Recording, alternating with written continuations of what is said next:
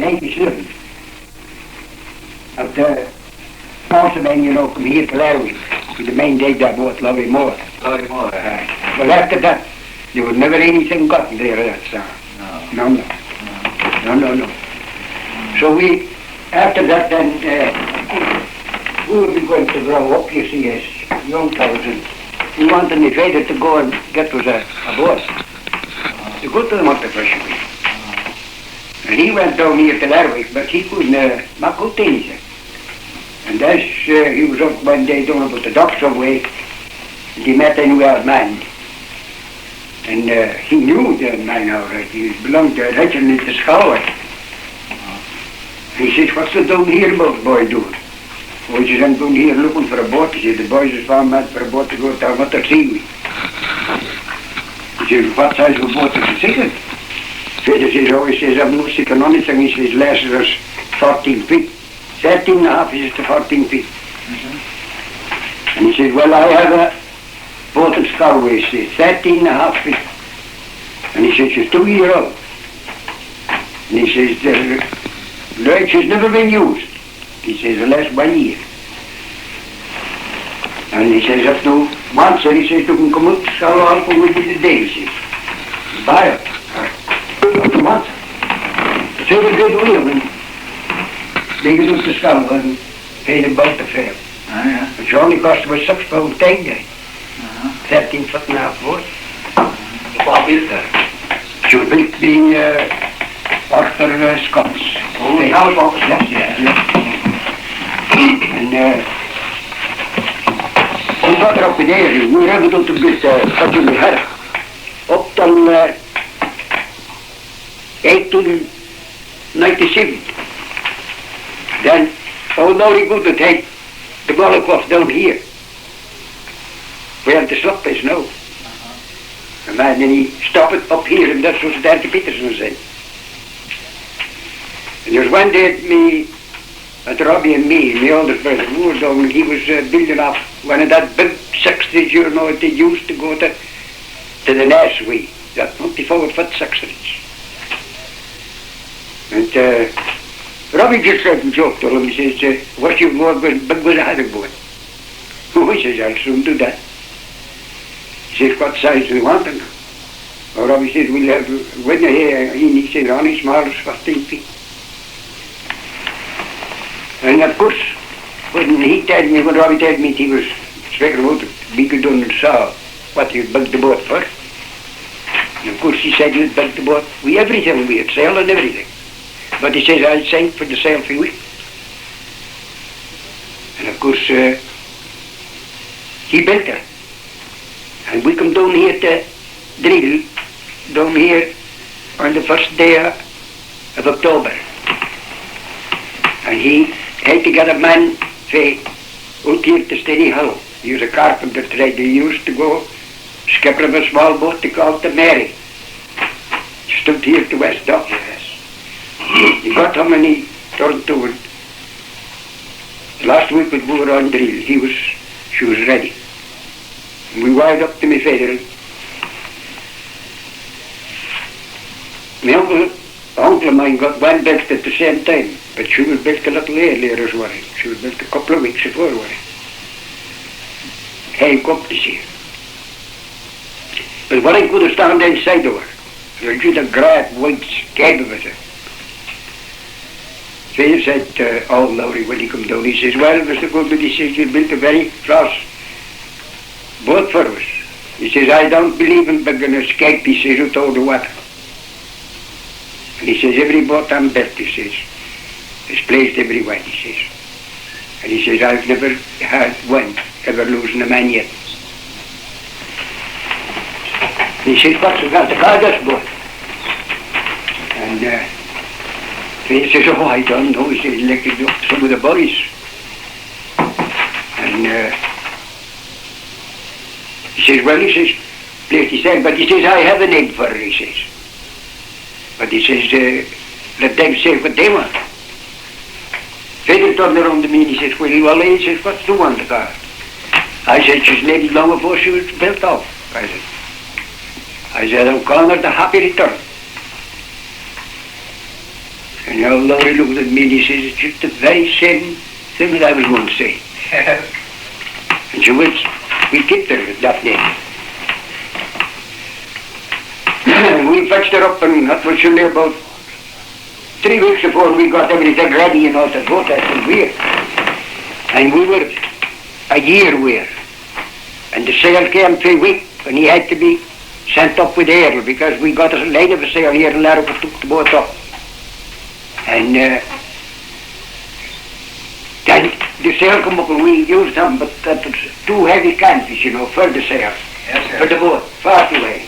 And we could bend it. And the following year we come down here to Larry the drill and we put our suit and new sails back here, I said, old Burn Jimmyson. Yes. They smut slaps down there. Yes. Well, he made a jib and mansa for us. 12 jibs and mansa. A big jib and a small jib. Yes. And we had iron jibboom colored, something we had for the racing boats here. City boats, Yeah. And we got to Cushion Weir in 2 years. And when we were been 2 years, you see, the leech rock, not the leech rock, but the stay rock, and the mansa was rock. And when you would sail and be the wind, you would maybe know yourself twice the length of your own sail, till the sail began to sag, do you see? Stretched, And we took them down with the following year we were here drilling, and we got Jimmy's in the put on a wire buckle. And he put one bar across the third reef for him. We thought he would be getting shacked. And we ran and we had that class of sail upon when we got. We were 1900. And what size of a boat was she? 15 feet. 15, which was just a fairly sized boat, It wasn't a great big boat, but she was an awful deep boat. And we 6 oars? 6 oar boat, yes. And she had ballast room, housing room, and first room. Yes. And the boat, you see, she came to be belonged to the 6 oars. Yes. There was my father and 3 of us, Robbie and Artie and me, and there 2 cousins of us. Yes. Well, of course, one of them was married to a young woman, and he wanted the woman to come out to the Delting side so that he could win to sea with us. Yes. But she wouldn't come. And of course, he sailed out of her and cleared up.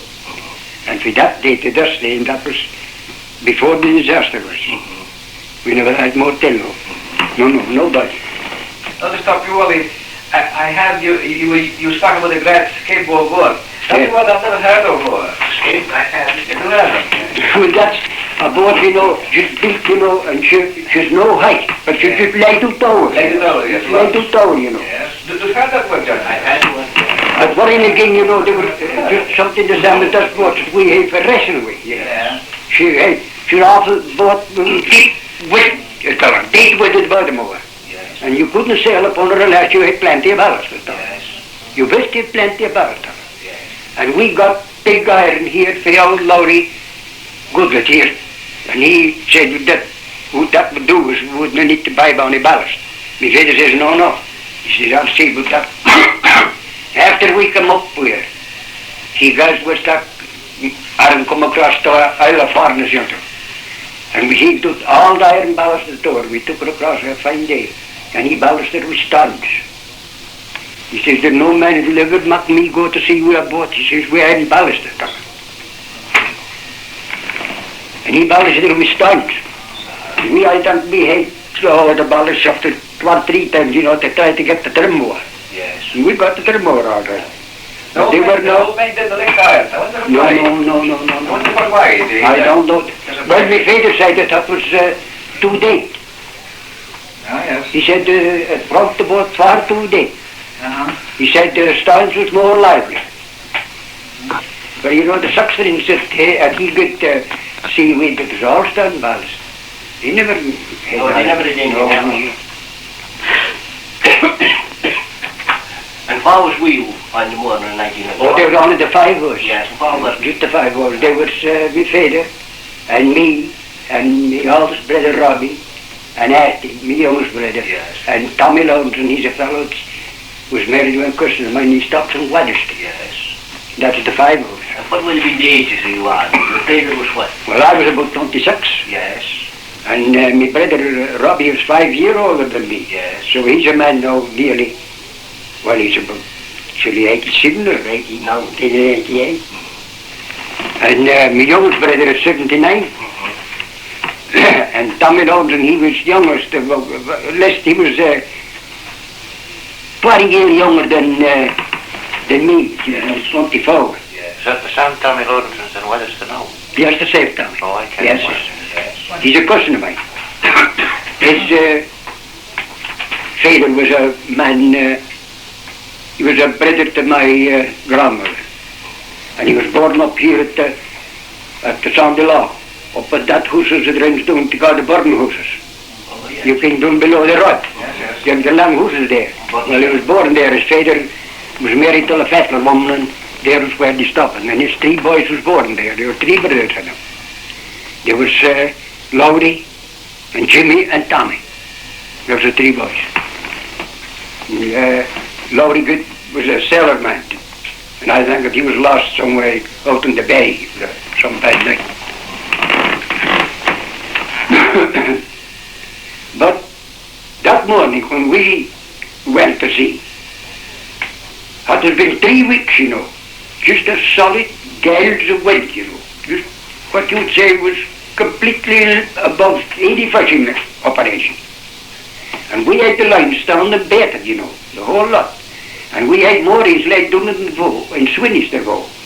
That's the first boat you come to after you leave Delting. And we had the lines all in the boat, you know, and choose good line and moorings. And of course when about the night that was a gale, just the very same class of weather, and we come in and Eddie and me, we slipped together in a bed and my father, he always wanted to have bed to put down so that he could rise any time per night, you know, see what like the weather was. And we got to bed and there was nobody that ever said that there was anything going, talking about sea. But about 4 o'clock I heard my father rising. And I had him going out the door and he come back again brawling horribly. And he came and he opened the door and he came in and he said, "Are you sleeping, boys?" And I said, "No, I'm not sleeping." But he said, "You'll get up," he says, "but one of the finest mornings," he says, "ever I seen in all my life." But he says, "He's a most terrible crack of bricks," he says, "here upon the shore." Well, I said, "What's the reason of bricks upon the shore and the wind lying westerly?" He says, "I don't know." But he says, "You'll better get up." When we got up, as my mother, she got the fire up, which she got was a cup of tea.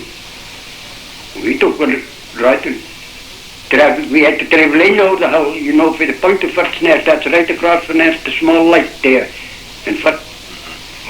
We had to travel right in over the hill, a Swinnister, so that we could take the ferry boat and go up to Whalsay.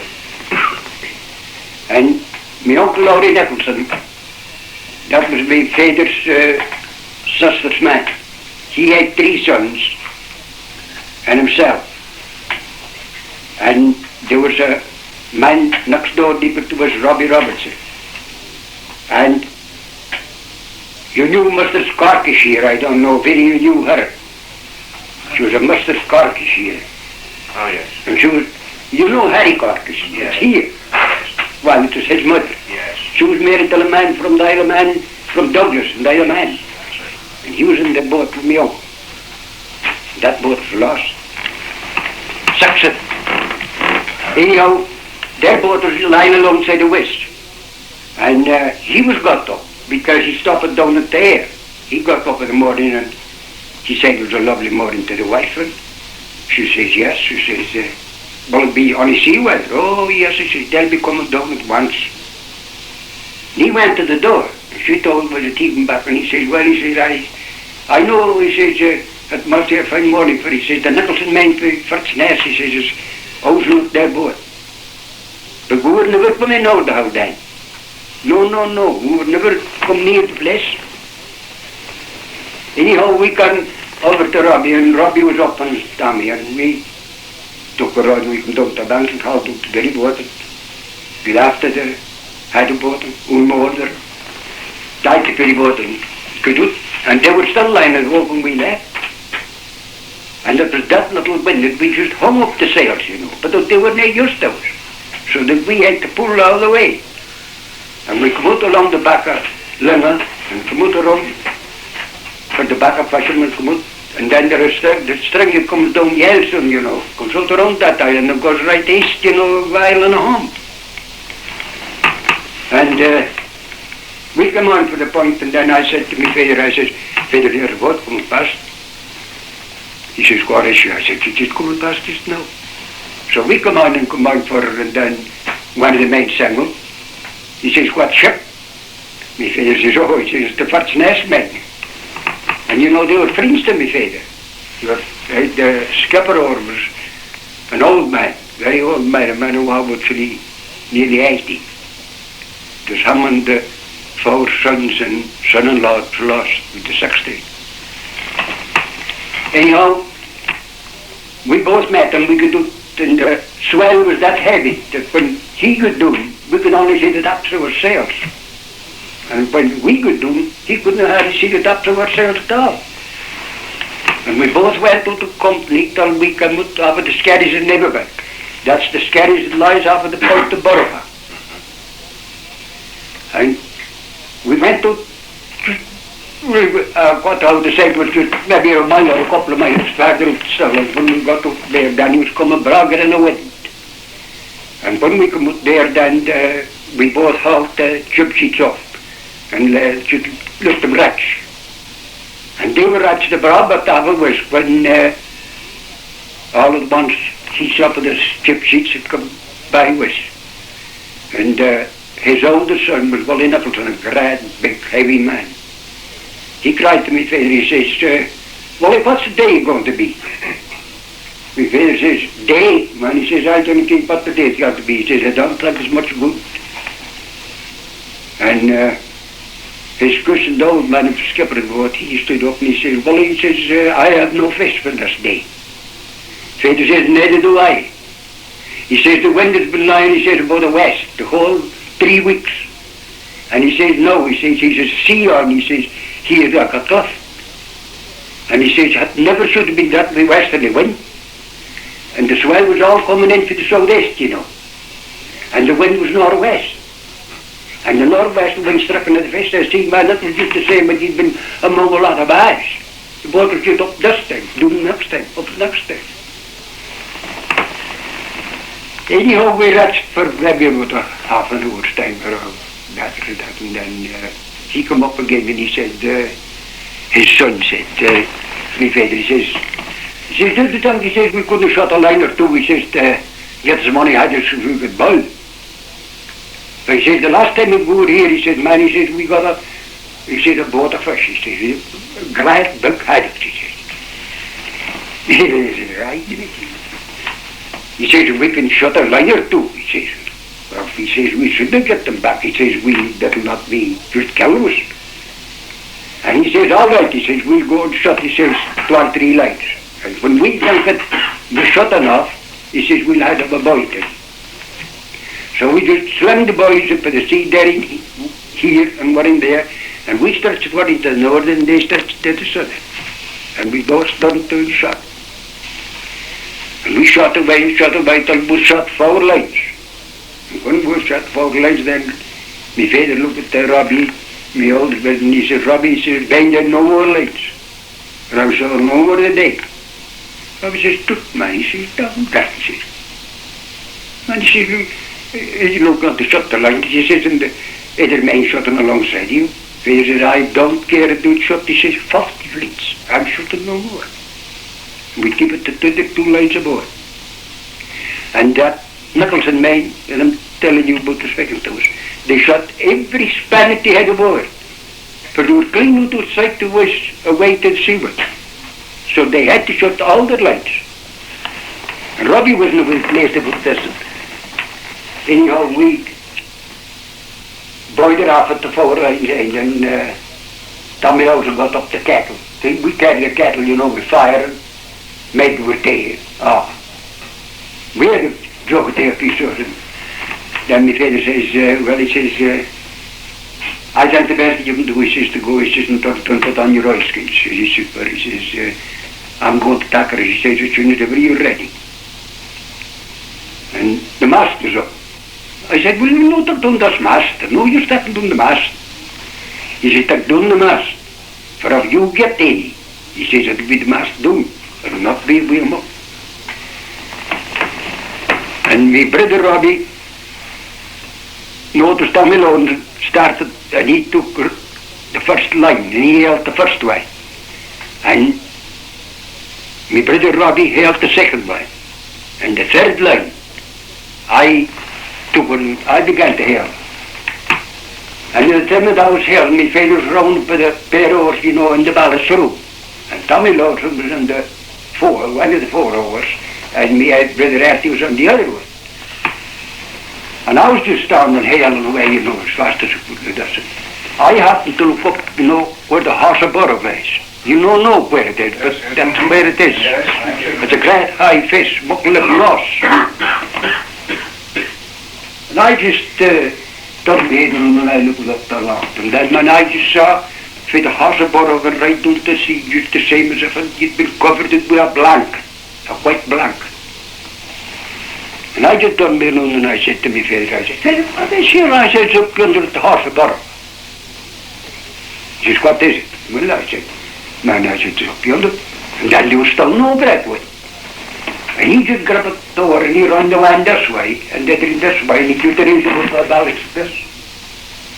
He just took 2 or 3 minutes. He says, "That's the spindle." I said, "Man," I said, "do you mad?" He says, "No. He says, "That's the spindle." Well, I don't think that he was gotten that 2 hours up when he struck. And you see the swell coming in for the southeast, and the gale for the northwest, and the wet snow, and the sea, and the swindle. You couldn't tell where you were at all. Actually, you could see nothing. Because that was the man belonged to Toft. He had a new boat putting here to be gotten built here at Hayne Companies. But they weren't started with. And he took the old post boat of Mossbank to go a few ventures. We told this boat was to be ready. And he took this old post boat, and you see the sea was so heavy in the morning they couldn't get hardly very, very little ballast, because they couldn't get ashore no way to get strange. And they come out the last boat of the whole lot, and they shot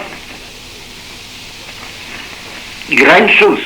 And he shot right south and north, so that he came to lay across my uncle Willie Nicolson, and then Nicolson made the big 6-3, and was and all. So if it had been a fine day, we could have cried to him, he was that near to us. We tried to hail a start, but no, you could not, you couldn't get a head of dog to get any chance of hailing like. And I just grabbed her in my hand, you know, and I sprang for it over the top of the voice till I got to the 4-8. And I started to see if I couldn't holler, you know, the 4-8. No, I could get none of it. My father cried to me, he says, "Cut her Whalsay and slip her." And I just racked me out and I took the knife and I put her, but I took it over in my hand and I cried to Tommy Lawson to give me the copy and the bow, the bird. And I bent on, I just slipped her. And my father, he turned him around, he says, "No, boys, with the sake of the Lord," he says, "get the master puller," he says, "as soon as ever you can, or then we'll be done on the top of Huey." And we got the mast all ready and got him up and sat on the streets. And sometimes, man, you can hardly keep your feet to get anything done. But I'm sitting here, but I can tell you for reality what I never clapped down that man more you're seeing where you're sitting. No, he went down to the bit where he was. Because she was a very old boat. The boat was every 40-year-old. And they were just a lump of sea, they just went into her and just out. Because we were bound to see him, you know, because we were just coming right down for the top pole. But we'd never see them. And we got the sail reefed, every knot tied in, it would be tied in, and the big jet reefed hung too. We laid them on to the loader. Now that was what we did wrong. That was the wrong thing that we did that day. And I always told my father that. Had we later on to the southern, you know, we were always selecting the sea as we can, if we got the Lia Lunaham and the Lia Lunanesh, you know, we were coming to say that we'd gotten a while done with Burravpoe Whalsay. Or maybe perhaps if we could have kept it well west if we had a chance. We would have gotten maybe in about Somerset. But instead of that, we led them on to the northern. The big sexton was in the middle, and my uncle Willie Nicolson was a Burravpoe to stern now, and we were the window to the whole three of us. And we all three stood on Burravpoe with man. Sometimes you never could take a sheet after upon her at all. We were out on for about, maybe about, I would say that, a hour. And then made the water way to windward to us. Right? I said to my father, Father, there's an awful water coming. He says, yes, I see. And he pat down the helm, you know, and he brought her up. And she rose down, and she come down. But she never took one single drop. Not one drop. Forward upon her. But he just felt it was, you know, for the ballast room and right aft. Just fairly full. So that when I look at there, and I saw my father stand at the shop, you know, at the boat where he saw the pretty dark steering, you know. And I saw the water just with the shooters like this. And you see, with the excitement, Robbie was sitting there turning around to get the halyards, you know, in case we had the lure upon her. But he got truly excited, for he slapped the sail, and the men will come down. Now, I lose my thank you. And the period of being on her forehead, you see, swung to the fore the wind. And she began to come down, and I just saw the haddocks and the water just going over every hand. I just had the knowledge in my own head that she got one barrel more, she was going. I just jumped into the bowling room round the top of Robbie, and I catched the halyards behind the deck, you know, and I just sent the sail as high as I could get them, a big heavy sail. And you see with the sail coming upon her, whoop, she just made a run like this. And she was dead before the wind died. And it was then we passed down by the sexton starn and my uncle Willie Nicolson starn. So if it had been a fine day, we could have just almost shaken hands with him. We would get that close to it. And there was no time, you see, say we passed down by them till we lost sight of them. And there was no time, we left till the sexton was lost, because she was just lost exactly on the very same place where we had the lines. And I gave the halyards back there, Robbie, and I jumped after to the housing room, and I took the shovel and I bailed him to Tommy Lawrence, and I said, Tommy, now, I said, whoever do this work to die life, I said, try die best, I said, thank you. And we had one of those penny cooks, those who now would go on to fair. Then you could get this, what they call those 10-pot cooks, you know, and fair of Brandy, and fair. We always had these same meals. And we had one into the boat for carry more water, you tell, you know.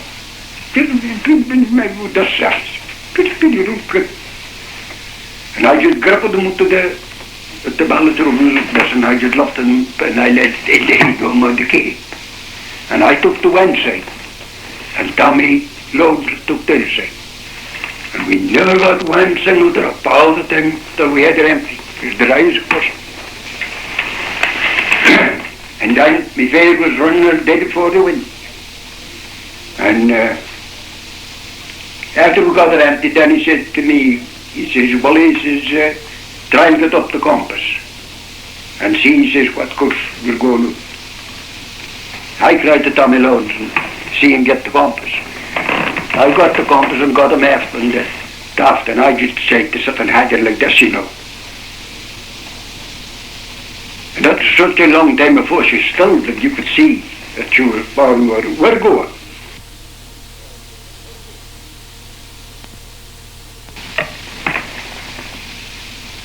And I said, what are you going to do now? He says, I'm coming no more with the wind. Whether we live or die. He says, you can prepare yourself for it. But he says, I'm coming no more by the wind. So I was just sitting after up at the Toft, next after by the outing room. And we ran for about an hour and a half. Fully maybe that. And I was just sitting, and the sail was on the south side. And that was that low, that you could rattle the sail in your hand. And I just look out along the leech of the sail like this. And then all at once I saw the same as if it had been a mass of a ship standing like that. I thought to my, can that be a ship or what is that? And you see, I was frightened to say anything. That he maybe did anything, and then it was wrong to us. But I sat a good while again, and then I looked again. And then actually I saw the round dome of the lighters. To the wine up at the side. And I turned around to him and I said, Father, I said, have you saw Skerries? I said, would you muck for it? He says, yes, Willie. He says, as long as we can save our own life. He says, I'm not dunking on the boat. But he says, we'll never see her. For he says, we're too far to the east. Just had to cry, bring the wind. And he said, I said, I see the lighters. No, he says, do see no lighters? I said, yes, I do. Well, he says, what? Where is it? I said, it's bearing on the leech side of sail on the south side. Well, he says, make ready, and take the picture, take the reefatoe, and set the tack over, he says, on the south side. Take the sheets, he says, to the port side. And he says, when I give you the order, he says, quit the mare's lap for her. Hook the jib on the pity jib, he says, on the traveller and send them up. But he says, that would be more as we're game to runway. Many a time we had to talk and do it. And altogether we could never run, we were too much canvas. We ran for a brass start, and then he made a waterman just to something off. And I said to my father, there's an awful water coming. He says, yes. And sang out to Robbie, he says, pop the jib off for Robbie. Robbie hauled the jib down, and he ran mine for, I know he run 5 minutes. Out and under him, straight right up fair. And then when he was running, maybe I would say about 5 or 10 minutes, he down helm and brought her right to the end dome. And the end dome just came right across the stern over. And my father, I just saw the sea just going over him like that, by the other side. But we got nothing to speak of. And we ran again down, maybe I would have said we were coming well down on Skerries. If it had been a clear day, we would have seen it. And he looked at me and he says, well, he says, here's the only tobacco. Tobacco? Yes, I said, it's tobacco. I smoke it then. He says, knock me off a piece car. So I had it well before he got me hand easy in my pocket on the double bricks. But I was lost the hat and I was lost the cap. And I had nothing but my bare head. And I had no oil jacket on or nothing. And I got to the back and I napped up a top wave with this size. And I had the towel. You'd grab the paddle and just moved this and never said nothing the other way. Never spat, nothing more. We ran, I know we ran about an hour and a half full. And then he said, cried, he says, tell Robbie to stand up, he says, and see what part of Skerries were coming down now. So I cried to Robbie, and Robbie was first at Skerries. You see, we be father with the 16. But I was never wee babe, you see. For when I was a young man, you see, I always was away, either at fair or at south. But Robbie was big, so that he knew Skerries as well as could be. So Robbie stood up a while, and then he come down, he says, cried to me father, he says, we're coming for the Whalsay. That's the board, it's away, very near to the southernmost end of the west of the Skerries. And it's just a pity entrance you go in with like that. But once you're inside, it's just a flow of water, man. It's something awful, just like a great big row. It's like a hoo. But the just young pity entrance, you go in with a big boat or anything. The dirty water. So we carried on and come down and come down and come down, and then Father says to me, he says, Wally, you might look at. He says, see what do talk? I said, man, I have no idea what Skerries. I said, I don't know what kind of Skerries talk. But anyhow, I stood up and I look at the start and I says, no, Father, I says, we're never coming down on the west, no. Well, he says, man, can none of you tell where we're coming? No, I said, the Whalsay we're never near. I said, we're coming to a place, I said, the Skerries. I said, we're coming on the north-most. And he looked at it and he says, well, he says, if we come on the north-most, it'll be all right as long as I can get it, keep it away. He says, we can keep on the brewery side, that's the style side. Because the east side, oil side, is deep water. Because on the west side, there are 3 bars that runs out. There one here, one there, and one there. And when out of one breaks, he comes right ashore up to the second one. And off at the second one on the third one. And then he just breaks and goes right to the face of the banks. So we ran for a Burravpoe and then Many.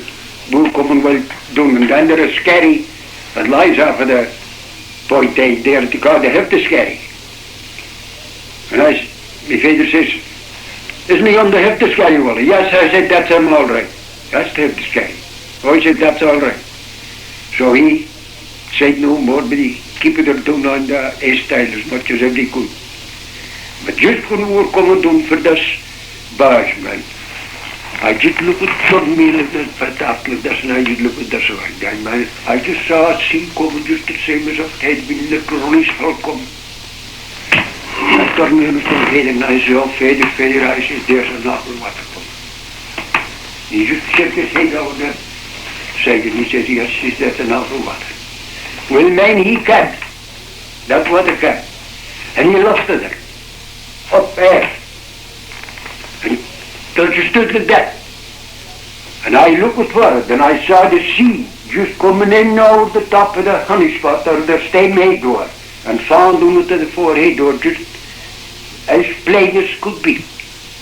And my father was working the helm back and forth, but the helm was useless, because the rudder was out of water. And you see, she was running herself. And she was running as straight as if you had been legging with a line, right in between the outer bar and the second line. And you see, it was then that the Skerry men saw was coming. For there was an old woman in Skerries that was been somewhere the West Isle, seeking young beasts or something. And she came by and she said to old Will Sutherland, that was someone used to have Sheriff Rampany, you'll remember her. And she says, oh, Wally, she says, what by you two standing here, she says, in the boat perishing to the north-most. Woman, he says, go away home, he says, they're getting to death, he says, or that, he says, look for kind of day. She says, man, go and get the men, she says, and go. I'm telling you, the boat is there. He says, there's no boat there's no boats for you out. And he says, the men are dirty boats, they were going after day. She says, I'm telling you, go and get the men and go. So he come in and he spoke to Sir Alec, and Alec says, well, he says, what be? He says, I can keep. They just sit down their boots and away he came, and just as they come down, they just had to come by the door, you see every man, Jimmy Hitches and the Williamson man, oh, the whole dozen. And there would have been a wedding on a Thursday night, on Thursday, and there were all the people was gathered for the hairstyle and all that, clearing up all the wedding things you see on the Friday. And they come down and they say, tell one another about that's what was seen and that's what was seen. And our man just slap a dirty sound they were working, and they come right out along the banks, right out till they were very near opposite us. And then you see they just saw us come, so it was right enough. And when that sea left it was, up like this, and ran was in between the two bars then, every man who was watching was in Skerries. He heard me doing upon his face. He thought we were finished then. And old William Sutherland was the only man who stood up. He stood up on his feet all the time. And when we were one end by the bar, he jumped back around. He says, "Come on, men, come on." He says, "They're all right. They're inside the bar." And we come in, and there's a place there. Well, it's Brownie Willing along the side, where the tank well is, you know, where the well is cut out of a rock that the lighters gets their water from. And the boat, you see, fetches it there and goes to the lighters with. And when we come in off of there, you see, the jug wouldn't stand. And we never thought we'd try the mersal for it. But the bridge, you see, was there. And he says, "Well, boys," he says, "if we can't land it anyway," he says, "we lost the mast going under the bridge." We come in, and we laid out 3 hours up at the lee side door, but we never got her off our boat. No. And there was a grand big tall fellow bed at the Skerries, he called John Henderson, bed at their style. And they were always often found with what rob you. He left the crew and he flagged right to the, there had the boats, small had the boats, you know, maybe 12 feet or thereabouts. He ran right to the beach and he took one of their berths and he tied a butter string maybe with that size to the end door. And he waited after the water was there with the shooters. And he fired. And when they're staying in the butter and the line just fell at the cape or outside. And I just grabbed the head of him like that. And just took water at the cape. And I held up my hand. And he hauled her ashore up to the west beach with him. And he left it was a tower. And every man was grabbing to get wine. And that's John Henderson, he went to slip Robbie at all, he just took Robbie with him. And of course we good, my father and my youngest brother good, we all William Sutherland. And me and Tommy Lawson were aside Tony Anderson, that was Willie Anderson's father, Hamlet was born, you mind it, that Skerry boat coming here to Larrock, well, a bus. We were aside then. And we come in to the Whalsay. They had any amount of whiskey there, man. Tons of whiskey. Do you think they would give him a glass? No, not well. No. What time was it with Willie? What time was it when you came ashore? 5 o'clock. 5 o'clock. 5 o'clock, just hard that. But you see, the wind being northerly, I'd keep it the sky kind of light. So that when we come up over the green, you know, down to the Whalsay, you know, we just could see the green and that was all. And the main day, good and got lanterns and Hal took the water shore, took the ballast up, drew her up. We never saw her more. They thought it would disturb it was. Half every wreck. Well, of course, we would just all shock. Took off every wreck, of course, and put on dry glaze for us. And then they come with a cup of hot tea. And after we were gotten thirsty, then the old man didn't fetch the bottle of whiskey. And he gave it to what you would have said was just about the size of a nut of whiskey. And he put in maybe with a half a teaspoonful of hot water in it. And he gave us no more. No. But all night, man, he still keep it the gale all night, but after we get to bed, you know, then, no, I was sitting at the fire and the wife, his wife, looked at me and started, she said, "The heat out." I said, no. We mentioned it to smoke us on at all. I said, "Smoke." "Well, then he smoke only my heat." She said, "That is day." Then you can give it me hanging hell, doesn't she says, "But the heat must be ill." I said, no. So she good and fetched vinegar and turned to and pot and water and a piece of cloth and swabbed up my head with it.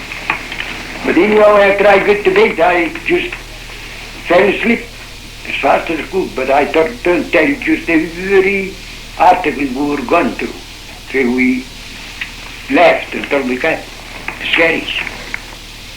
And the next morning, then we got up. Artie wasn't very well at all when we got to sea that morning, but he didn't work all the day, so if we bring we would have to get home with him. But we got up to see who he was, and when we come up then he wasn't very well at all. We sent, the boat was going up for Skerries to Whalsay, and we sent out a telegram with her. But we were home before they got up. And my father said,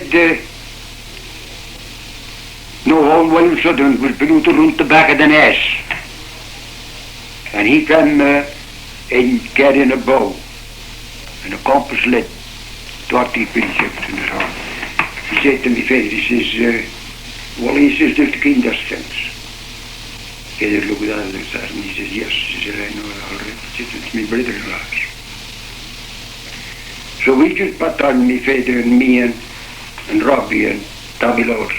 Artie by Edmund. We could go old William.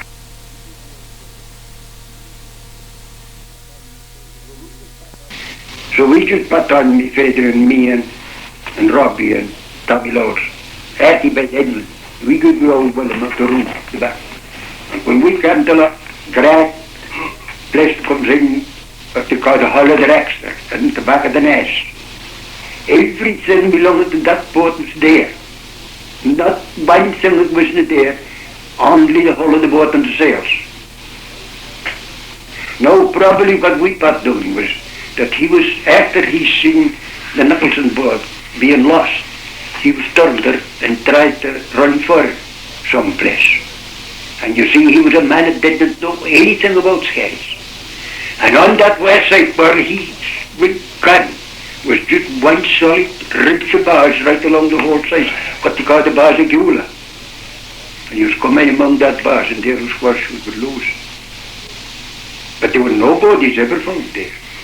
No.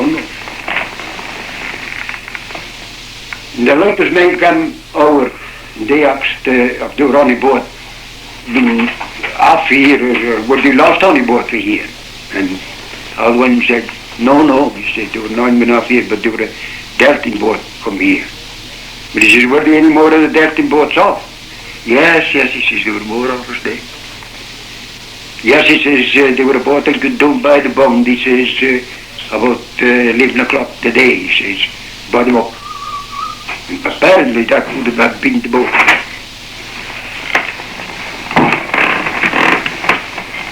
And as we were coming down, and we had commenced to run for Skerries, Johnny Lawson, that was the man that bought the boat here for Skerries, that John William had come to the nest the Mooney night.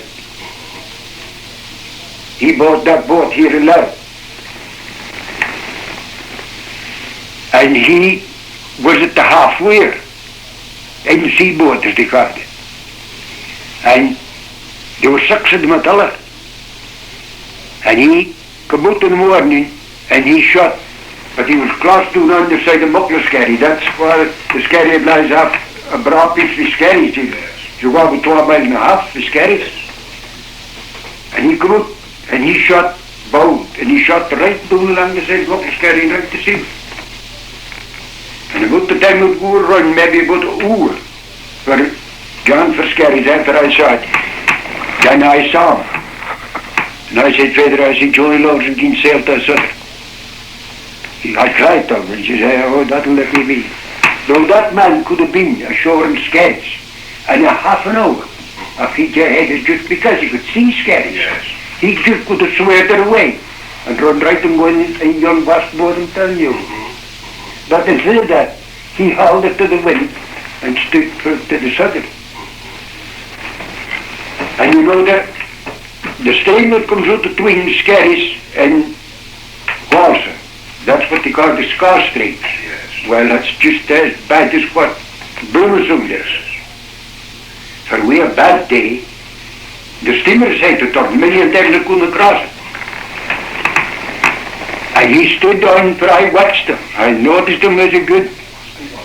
And he stood down and stood down to the southern westward and crossed the Skerries till he just came to the western edge of the stream there. Then all he wants to sail away. And I said, turn you on to it. And I said, very John Lowers away. Oh, I suspected. And the scary man, the Lunner, or the Scar man, that was a lorry breast lived in Scar, while she came ashore. He said he didn't tell us, that was a half an hour, for they lost sight door, until she was sure. But he said he would sing many a man, he said, being at the sea, he said, in all his life. But he said he never seen a sail so particularly reefed. That's what that sail was. He said every knot was particularly yes. When the Uncle Sandy Clark, he was to the southern Lunaham, he was at Whalsay there. And he hauled his wind to the wind. And he was going to make for Ridley. But the farther he came to the western, and the more it bit him off. And he got no farther as he got among the bars yonder what lies there in Lunny soon. And of course he was born there, in Lunny, and he knew all about it. And of course he got her out and in among the bars till he got down to the sun. But he could make no landing for the sea.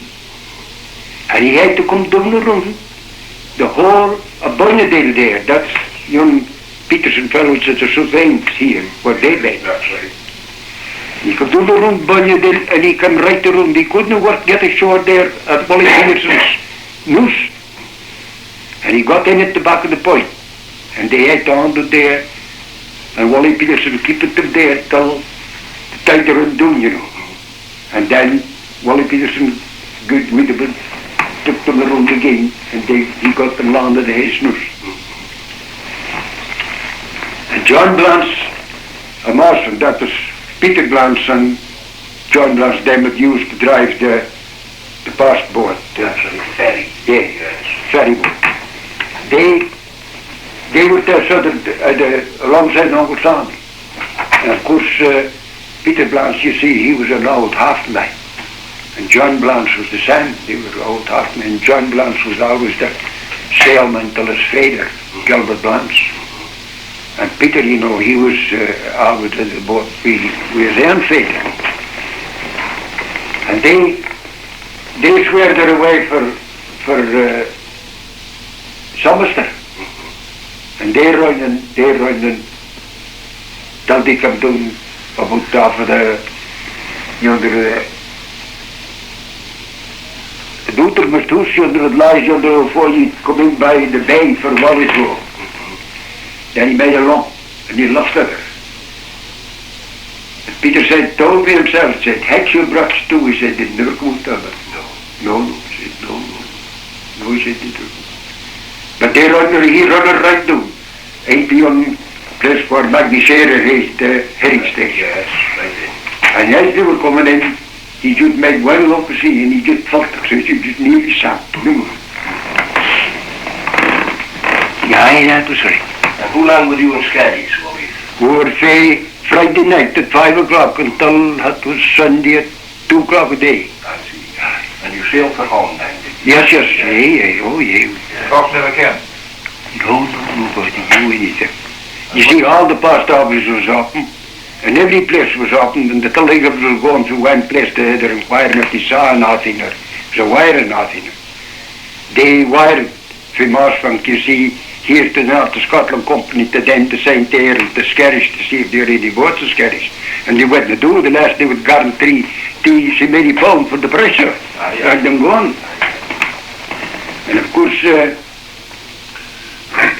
when we were coming home then, as we were coming across, we were fishing Burravpoe at D&GK. Yes.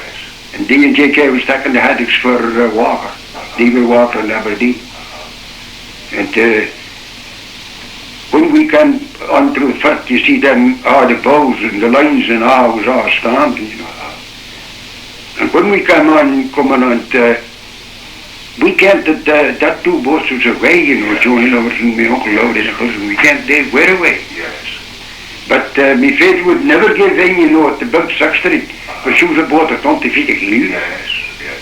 And he would never give in, but they would get fat. Yes. But when we came in for the tail of Lunning, the wind was suddenly so we had to go around the tail of Lunning. And Robbie looked up to the Howls, he came to Halifax nest there.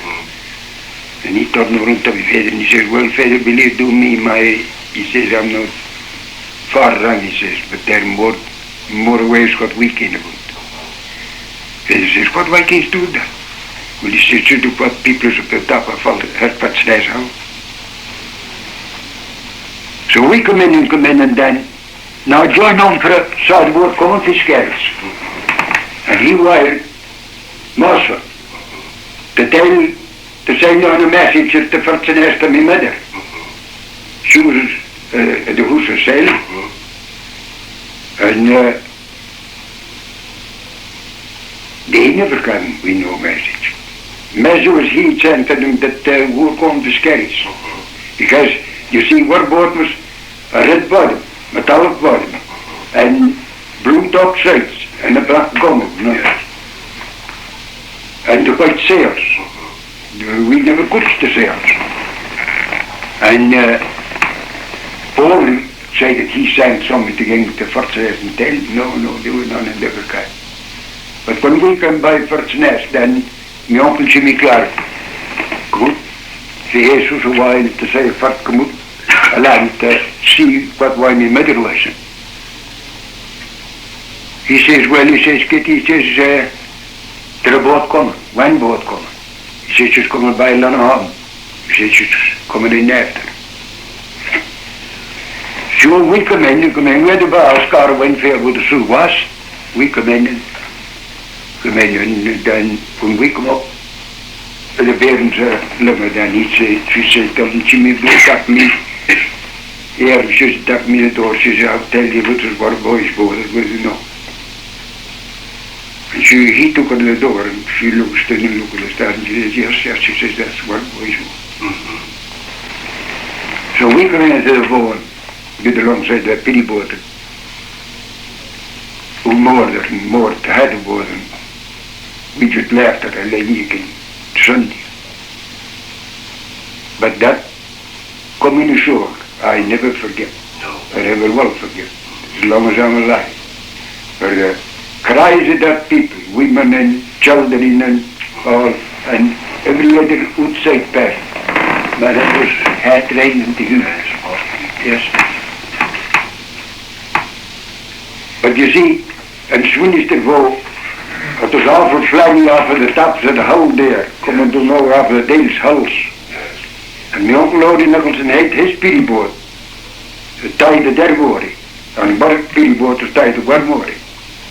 And at 12 o'clock of Friday, he struck a flag off of the top of the hull there, the Dale's hull, and he come down, and the spring would go off. And he struck that boat out, my Uncle Willie Nicolson, he struck her, and he turned her right up on her moose, to the water. And that body was standing alongside her, and she never could. And they were old men who were placing he look at the man that had the shop down there, Robert Robinson. He says, Robbie, he says, that man's boat, he says, skin upon her mouth, he says, they're away. Nah, I said, no. Yes, he says, they're away. And that was the boat, you'll remember him, old Tommy Iverson. Fine. Well, that was his head of boat that he had to get. Aye. Before he got the other kit to the hay shack. Well, that was the boat. So, passed him by the boat, what come over after that I cannot tell you. Hoe waren die boats left, Mossbank, that morning? There was 5 was the northern, Yes. on the north the stern, Yes. and there were 2, 3 to the north, to the southern. Yes. That was John Lourdes and Sandy Clark and Peter Glance was to the north, southern of Lunning. Then there were west and the Nicolson main, and Julie Hewson, and my uncle Laurie Nicolson. That is north. Yes. And who more he come back? They were just Wes and my uncle Sandy Clark and Peter Blance. Dat is all come back. Yes. 3 boeren. And who more he main was that het niet? They were 26 lads. Yeah, 26 lads. And they were just one man's body for most of them. Yes. Whole lot of that. Yes. And that was big Willie Nicolson, that was a question of my face. And he was an awful sized man, with a drag, like some of the scary men, you know. And he was a man that never had a razor on his face in his days. But he just took the scissors, you know, and he just Klappen de greer. klapped it right, just as close as what mine says.